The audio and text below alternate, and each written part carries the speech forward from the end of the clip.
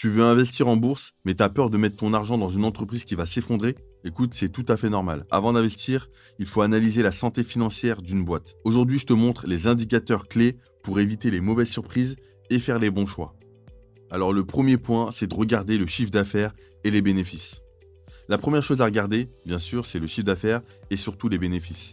Une entreprise solide doit gagner de l'argent et être rentable. Ça, c'est vraiment la base. Alors pourquoi c'est important?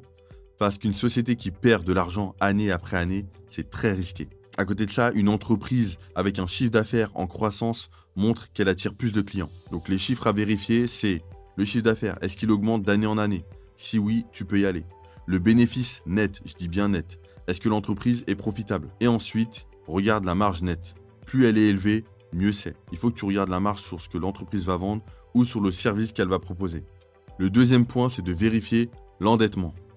Une entreprise trop endettée, c'est un gros signal d'alerte et tu dois vraiment faire attention.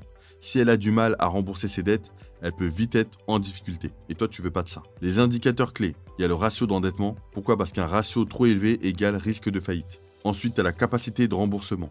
Est-ce que l'entreprise génère assez de cash pour payer ses dettes?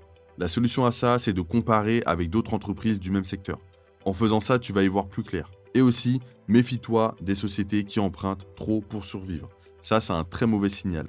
Le troisième point, c'est de regarder la croissance et la stabilité. Une entreprise en bonne santé, c'est une entreprise qui grandit régulièrement et qui est stable sur le long terme. Donc les points à vérifier, c'est dans un premier temps l'historique de croissance. Depuis 5, 10 ans, est-ce qu'elle progresse? Ensuite, tu as les dividendes. Une entreprise qui verse des dividendes stables ou en hausse, c'est souvent bon signe.